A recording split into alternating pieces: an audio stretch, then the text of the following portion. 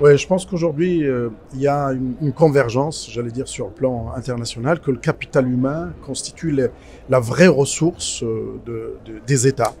Et je pense que cette qualité des ressources humaines, elle passe par de bonnes formations. Et aujourd'hui, les formations, elles sont non seulement disciplinaires, parce qu'on doit faire face j'allais dire, aux besoins du développement des pays, mais elles sont aussi individuelles. Comment former les jeunes à ce qu'ils soient résilients, qu'ils soient adaptables. Et aujourd'hui, les sciences humaines et sociales constituent une partie très importante dans le développement humain et dans le développement de ce capital humain. Comment ce capital humain bien formé va faire face à tous les défis, à toutes les transformations qu'on est en train de vivre. Je pense que le Covid n'est qu'un exemple. Je pense qu'on n'a pas tout vu, la transformation digitale. On a vu une partie, mais on est en train de voir encore là les autres qui vont arriver avec l'informatique quantique, avec des domaines qu'aujourd'hui on n'avait jamais soupçonné auxquels il faut faire face. Et je pense que ce capital humain aujourd'hui, qu'il faut le construire dès le préscolaire, dès le primaire, etc. Mais dans le monde universitaire, nous avons une capacité de pouvoir réagir et de pouvoir conceptualiser les choses.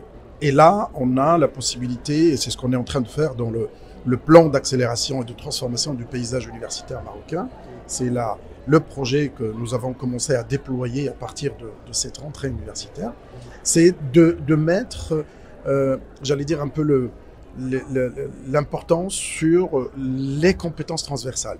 Les langues avec des certifications, mais également tout ce qui est digital skills pour mettre à niveau tous les jeunes pour qu'ils puissent comprendre les mécanismes qui se passent dans le digital, mais en même temps toutes les compétences qui permettent à des jeunes d'avoir la culture générale qu'il faut, de partager quelque chose entre les citoyens, entre eux. Par exemple, le patrimoine historique, le patrimoine culturel, le patrimoine musical. Et c'est l'occasion, avant on appelait ça le para-universitaire et on considérait que c'était juste une activité, j'allais dire presque secondaire.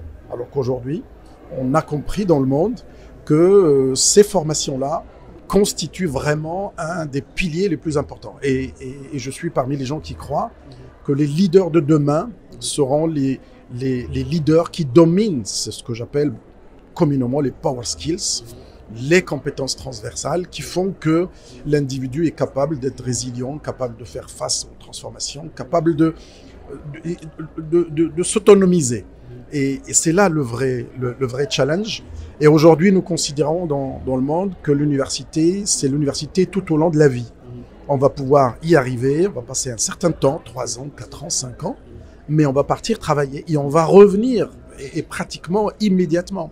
Parce que vous avez vu qu'est-ce qui est en train de se passer, des transformations qui sont considérables et qu'il faut garder cet esprit que les métiers changent et donc bien évidemment les approches de formation vont changer également, tout ce qui est pédagogie hybride, pédagogie inversée.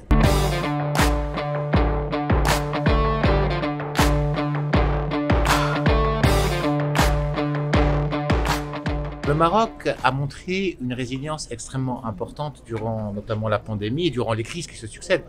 Nous sommes au niveau de 3 crises successives, une crise sanitaire, bien évidemment une crise au niveau de l'augmentation des prix due à principalement la guerre en Ukraine et une crise de l'eau. Et malgré ça, le Maroc affiche une dynamique extrêmement intéressante et une résilience extrêmement intéressante et utilise ces crises en tant qu'opportunité pour se développer. Et le Made in Morocco n'a jamais été aussi fort que pendant cette période de crise, avec des projets, avec des investissements, avec un engouement, avec de l'innovation extrêmement intéressant. Alors aujourd'hui, à titre d'exemple, quand nous avons lancé la banque de projets au début de la crise sanitaire, nous sommes arrivés à plus de 1159 projets concrets qui visent à créer plus de 260 000 emplois directs et indirects. C'est dire l'attractivité du Maroc qui a été engendrée grâce d'abord à la vision éclairée de Sa Majesté le Roi, que Dieu l'assiste, de faire du Maroc un pays qui rejoint les pays émergents, et nous sommes en train de le faire, et grâce aussi aux compétences et à l'engagement des opérateurs et des talents des Marocaines et des Marocains.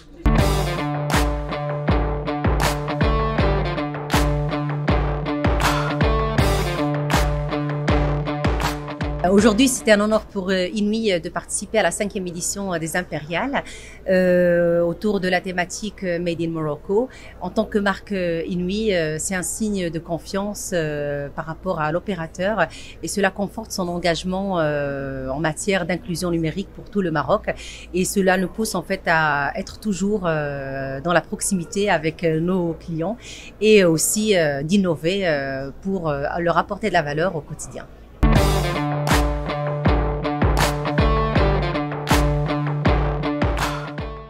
De cette édition, c'est justement qu'il y a de nouvelles catégories dans les étoiles qu'on va décerner. Donc on a enrichi les catégories en fonction des nouvelles typologies de création parce que le secteur a de nombreux métiers, donc il fallait les représenter tous. Les plus aussi, c'est qu'on a donné une dimension un peu plus institutionnelle aux impériales de cette année, mais c'est naturellement lié à la thématique qui est vraiment en prise avec le Maroc. Et donc c'est aussi le Maroc qui nous représente, le Maroc gouvernemental. Donc on a eu le plaisir d'accueillir de nombreux ministres pour partager aussi la vision nationale de ce Maroc de demain. Donc